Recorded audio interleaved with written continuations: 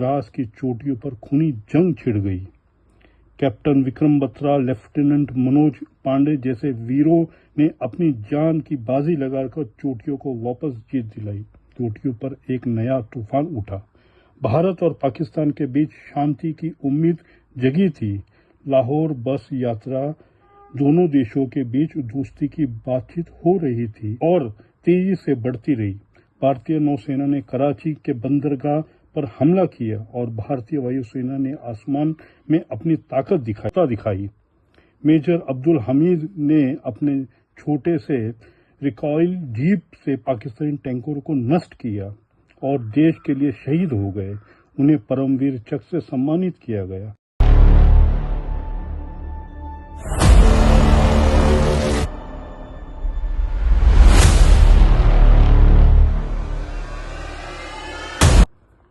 सुनिए एक ऐसी कहानी जो समय के पन्नों में दर्ज है।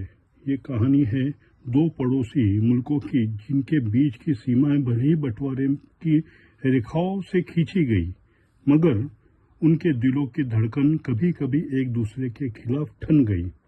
यह है भारत और पाकिस्तान के बीच हुए उन युद्धों की गाथा जिन्होंने इतिहास को नई दिशा दी।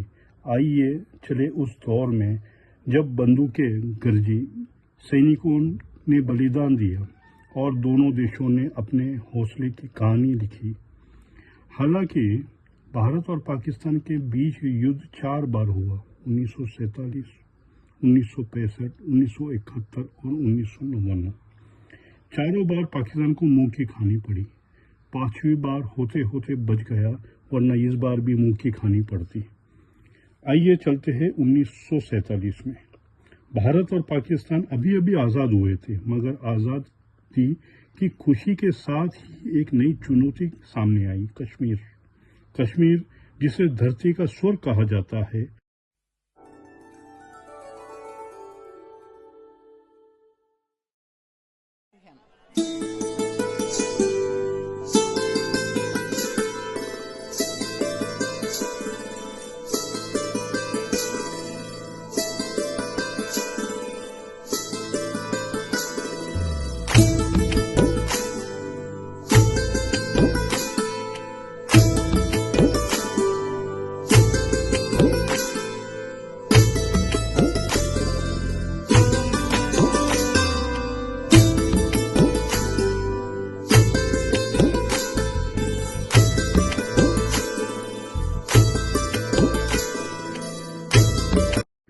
उनकी नियति में सवाल उठ खड़े हुए।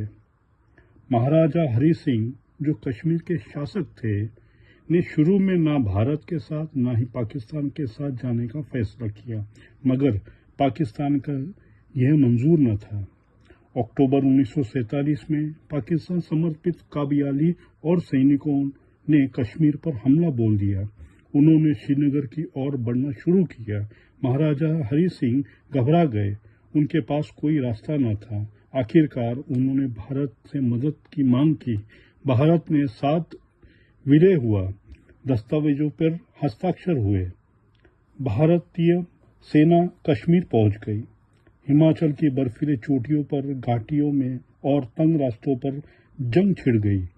भारतीय सैनिक ने कबालियों को पीछे ढकेलना शुरू किया, मगर पाकिस्तानी सेना भी अब खुलकर मैदान में थी। श्रीनगर को बचाने की जंग में भारत सैनिकों ने अदम्य साहस दिखाया, मगर युद्ध लंबा खिंच गया। 1948 के अंत में संयुक्त राष्ट्र के हस्तक्षेप किया। एक युद्ध विराम की घोषणा हुई।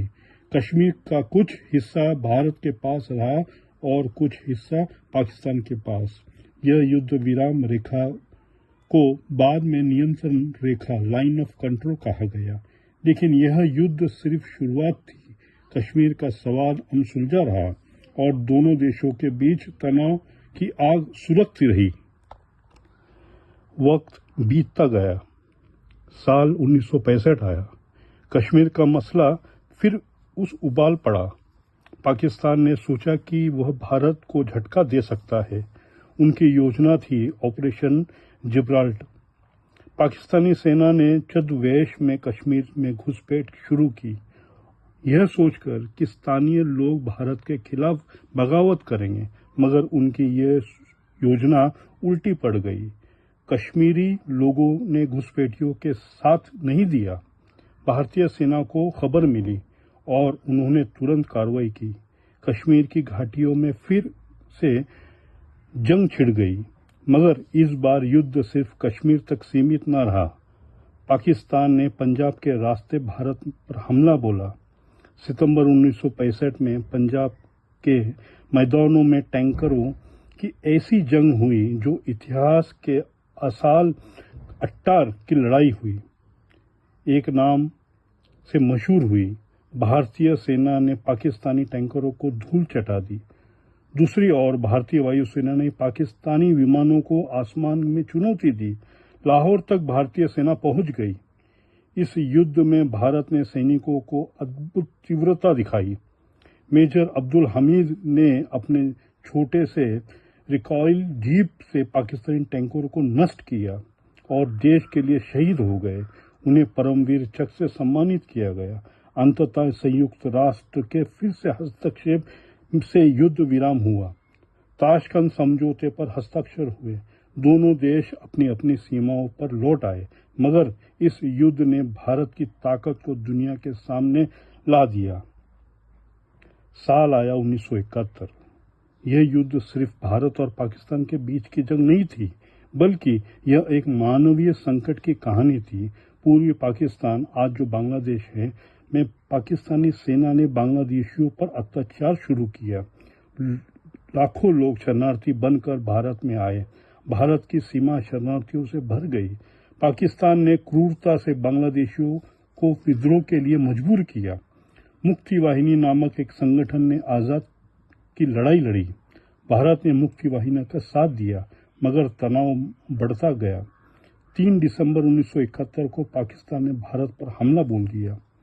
पाकिस्तान ने भारत के पश्चिमी मोर्चे पर हमला किया, मगर भारत तैयार था। भारतीय सेना ने पश्चिमी मोर्चे पर पाकिस्तान को रोका और पूर्वी मोर्चे पर बांग्लादेशी की ओर तेजी से बढ़ती रही। भारतीय नौसेना ने कराची के बंदरगाह पर हमला किया और भारतीय वायुसेना ने आसमान में अपनी ताकत दिखाई।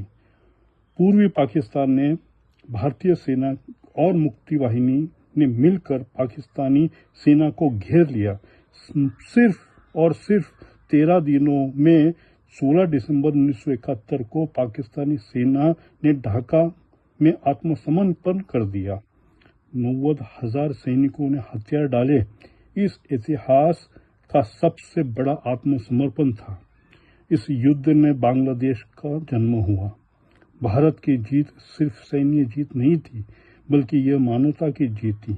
इंदिरा गांधी की अगुवाई में भारत ने दुनिया को दिखा दिया कि वह न सिर्फ अपनी रक्षा कर सकता है, बल्कि अपने पड़ोसी मुल्क को भी रक्षा करने में समर्थ है। इस तरह बांग्लादेश को आज़ादी मिली। साल आया 1999। कश्मीर की बर्फीली चोटियों पर एक नया तूफान उठा। भारत और पाकिस्तान के बीच शांति की उम्मीद जगी थी। लाहौर बस यात्रा, दोनों देशों के बीच दोस्ती की बातचीत हो रही थी।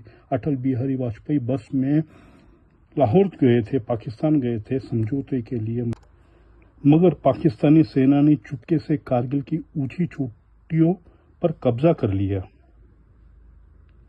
मई 1999 में भारतीय सेना को खबर मिली कि कारगिल की चोटियों पर घुसपैठियां हैं।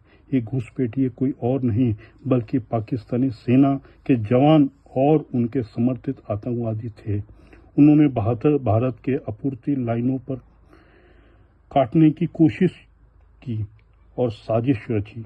भारतीय सेना ने ऑपरेशन विजय शुरू किया। कारगिल की बर्फीली चोटियों पर जहां ऑक्सीजन कम रहता है, ठंड से हड्डियां गल जाती है, वहां पर भारतीय सैनिकों ने दुश्मनों से लोहा लिया। टाइगर हिल, टोलोलिंग और द्रास की चोटियों पर खूनी जंग छिड़ गई। कैप्टन विक्रम बत्रा, लेफ्टिनेंट मनोज पांडे जैसे वीरों ने अपनी जान की बाजी लगाकर चोटियों को वापस जीत दिलाई। ये दिल मांगे मोर, ये नारा गूंजता रहा। भारतीय वायुसेना ने मिराज विमानों से दुश्मनों के ठिकानों को नष्ट कर दिया। 26 जुलाई 1999 को भारत ने कारगिल की आखिरी चोटी पर तिरंगा लहराया। यह जीत भारत की दृढ़ता और सैनिकों के बलिदानों की गवाही देती है।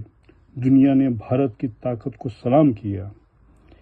ये थी भारत और पाकिस्तान के बीच हुए उन युद्धों की कहानियां जिन्होंने दोनों देशों के इतिहास को आकार दिया। हर युद्ध में सैनिकों ने अपने प्राणों की आहुति दी ताकि हमारी सीमाएं सुरक्षित रहे। मगर युद्ध सिर्फ जीता या हारा नहीं जाता। ये कहानी नहीं है। ये हमें याद दिलाती है कि शांति की कीमत होती है। आज जब हम इन योद्धाओं को याद करते हैं तो हमें उन वीरों को नमन करना चाहिए जिन्होंने अपने खून से इन धरती की रक्षा की, और यह भी प्रार्थना करनी चाहिए कि भारत और पाकिस्तान एक दिन सच्ची दोस्ती की राह पर चले, आतंकवाद को पूरी तरह खत्म करे, ताकि आने वाली पीढ़ियों युद्ध की नहीं बल्कि शांति समृद्धि की कहानी सुने। जय हिंद।